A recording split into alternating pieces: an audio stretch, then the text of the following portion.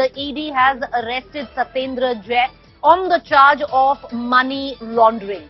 और दिल्ली शराब घोटाला मामले में आम आदमी पार्टी के सांसद संजय सिंह से की ईडी की पूछताछ का दूसरा दिन आज है. Shivsena leader Sanjay has been sent to ED custody till the 4th of August. The founder and editor-in-chief of the news website NewsClick, Prabir Purkayastha, and its HR head Amit Chakravarti have been taken into arrest.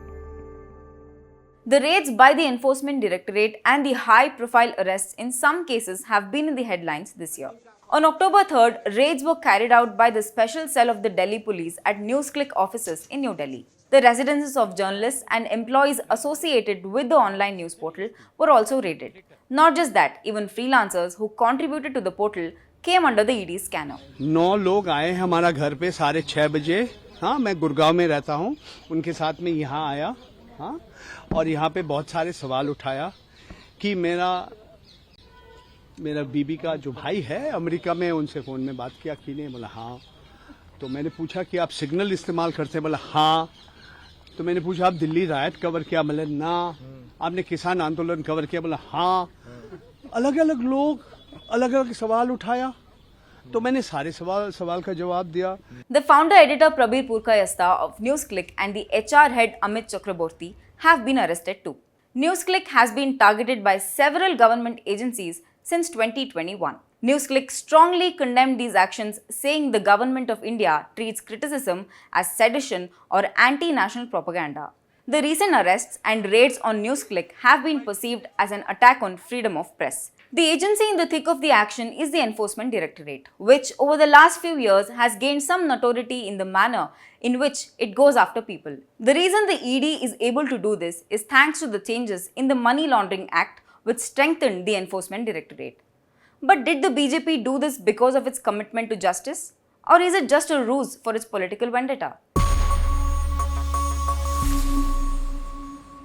The Enforcement Directorate, which comes under the Ministry of Finance, investigates money laundering offences and violations of foreign exchange laws. In the last 9 years, right after the PM Modi-led NDA government came to power, the ED has carried out more than 3,000 raids under the Prevention of Money Laundering Act. During the Congress-led UPA government, the ED conducted only 115 raids. This is almost 30 times less when compared to the numbers from the past 9 years. There was a dramatic rise in cases in 2019-20, and it further rose in the next 2 fiscals. This was mainly because of the amendments made to the Money Laundering Acts in 2019. With these changes, the BJP government further strengthened the ED. We will talk about ED's powers and these amendments at length in a bit. In the last few years, raids have been conducted against activists, think tanks, journalists, and rights groups. But politicians have also featured prominently on ED's radar. ED की कार्रवाई हम पर भी हो गई. जो इस सरकार के विरोधी है, बीजेपी के विरोधी है, उनके ऊपर इस प्रकार की कार्रवाई करना अब नई बात नहीं है. Political leaders from almost every opposition party are fighting money laundering cases charged against them. Rahul Gandhi, Sonia Gandhi, Sharad Pawar, DK Shiv Kumar, Lalu Prasad Yadav, P. Chidambaram, Sanjay Rawat are a few among many other politicians who have had the ED knocking at their door. In fact, the opposition claims that 95% of political leaders investigated by the ED are opposition leaders.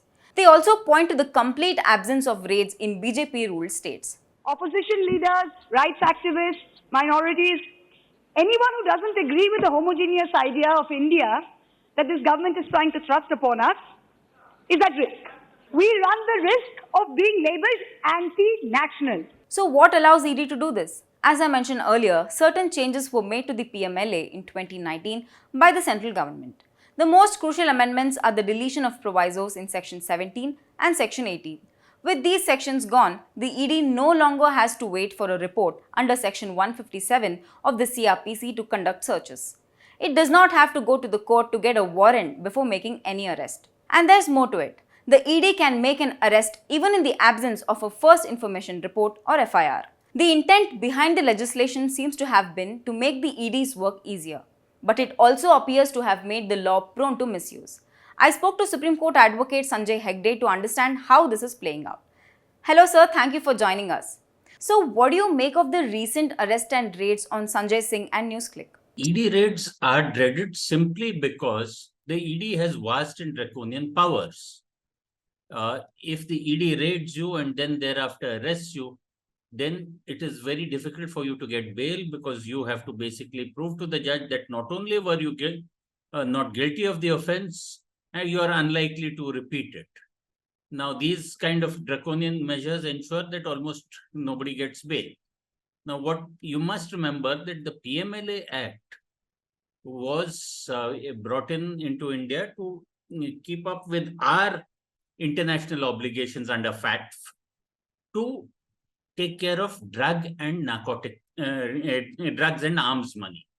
So if you made money in that trade and then you laundered that money, created assets, etc., then those could be the law could make you disgorge them. However, what we've done is not only include those two sections of crimes, but almost every crime has been made a scheduled offense. So now if I beat my wife and that's a scheduled offense, then the ED can come after me. It's like that kind of thing. It's an overbroad schedule. So therefore, the ED has been now the government's instrument of choice, primarily because not everything can be investigated by the CBI. Often state governments do not give permission. But the ED is under no such boundary whatsoever. So therefore, especially amongst politicians, if you want to bring down somebody's image, or you want to put a politician in trouble, first, every politician has some case or the other against him, which is normally going on in the courts. In addition, now if you accuse the person of money laundering and have the ED arrest him in another case of money laundering, then the politician is guaranteed to stay in prison for a long time. That is why such raids are very dreaded. So do you see a gap between the intent behind the amendment and what we are seeing panning out? Do you think the intended purpose was to prevent money laundering and economic fraud? I think the answer is there in your question. The intention may be quoted in noble words, but especially when it comes to politicians and also sometimes industrialists, it is more a show of strength and effort to break the wills of those accused than anything else. No doubt that money from drugs, money from the arms trade, narco-terrorism should not be laundered. And that if anybody does so, that the law must be capable of getting that back. But somebody has taken a bribe somewhere. Somebody has done some violation of some PF rules or something. Now, even if that money, even if those crimes are included in the schedule to the PMLA, and money which is earned from that is then shown as proceeds of crime, then you have a problem. So some amendments were made to the Prevention of Money Laundering Act in 2019. Can you explain what are those? There have been changes. Each time the courts have read down the provisions of the PMLA, they have insisted on procedural safeguards. The act has been amended. For instance, there was a 2019 amendment which said that even without actual launching of an FIR or an ECIR, you still had the power to raid. The Supreme Court also further compounded it by saying that the Enforcement Directorate officers are not police officers. Therefore, the normal kind of restraints that are there on a police officer under the RPC, even those were not really applying to ED officers, who nevertheless had the power to arrest people. So the larger tendency has been to make the law harsher and harsher in its intent and more selective in its application. So what are the loopholes in the PMLA Act and ED powers? No, first and foremost, if the Enforcement Directorate officers are not to be treated as police officers, they should not have the powers of arrest at all. If they need to arrest, it should be under the normal law, and then considering that the maximum punishment under the PMLA is about 7 years, the bail should not, and since most of the crime of money laundering by definition itself is a non-violent crime, I don't think bail should be made that stringent. So as somebody said, that the sense of tyranny is the ability to make a harsh law and to use it selectively against your opponents. Thank you for your insight, sir. Now, the next question is the ED helping the ruling BJP to settle its political scores as claimed by several politicians? As I mentioned earlier, the ED has conducted raids on several political leaders and media outlets that are critical of the government.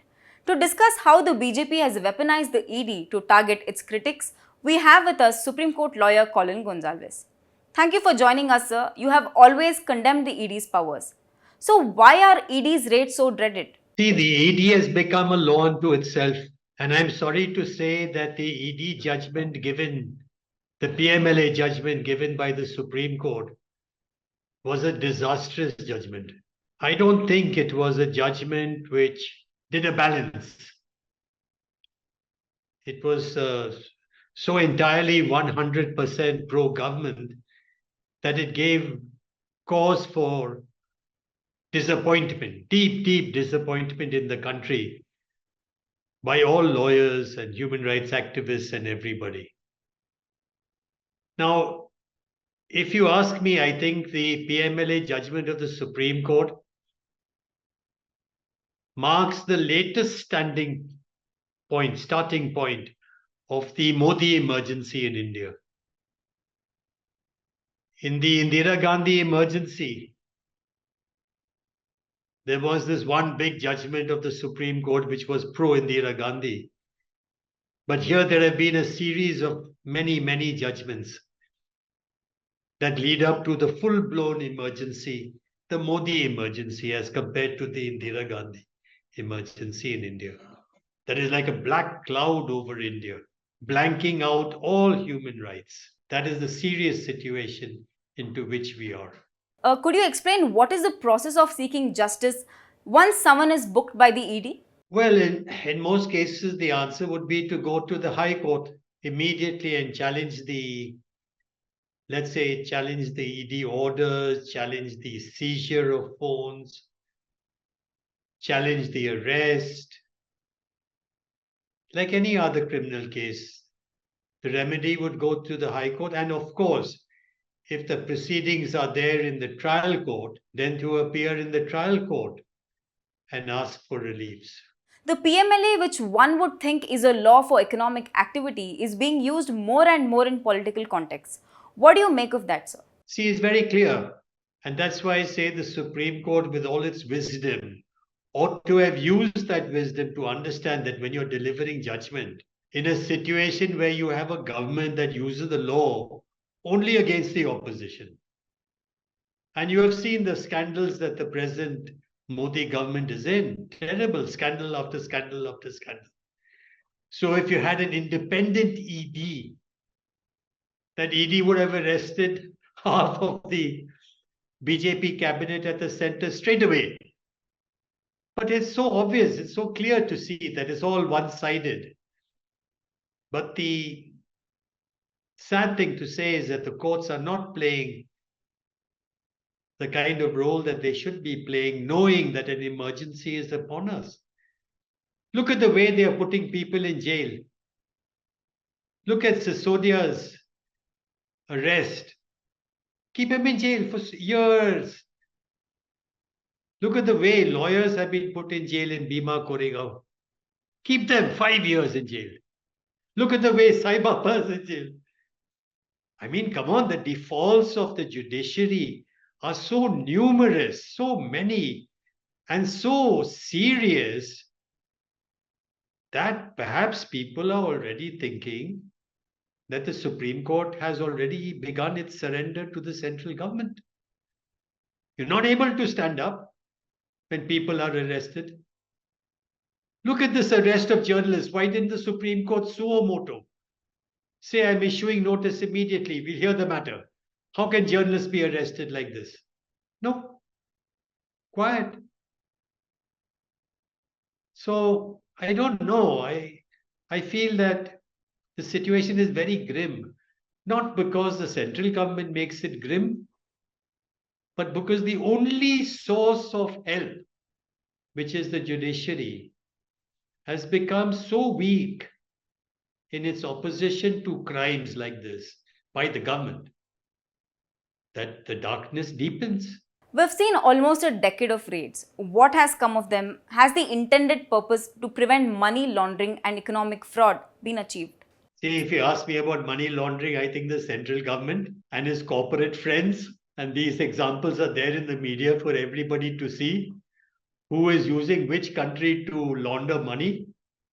The closeness between money launderers and certain people, certain corporate houses and certain people in the central government, that is there for everybody to see. Right. So is money laundering doing its job? The answer is very obvious. And it's like the criminal setting up his court. It's like the criminal becoming the investigating agency. It's like the criminal pointing his fingers at others. Don't look at me, don't look at me.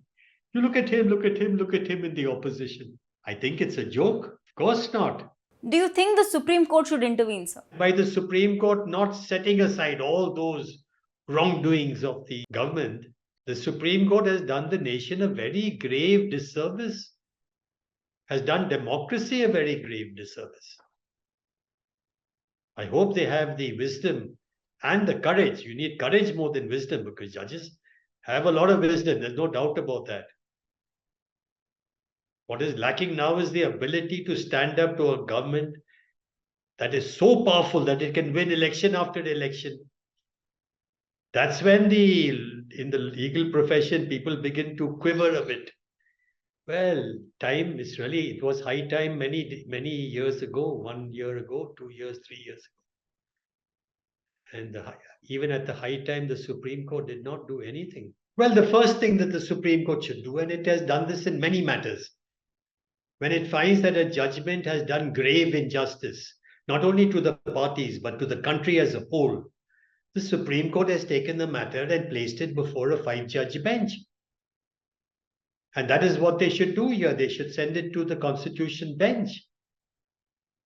There are all kinds of matters now coming before the Constitution bench, and some of them may not have had the urgency that this has.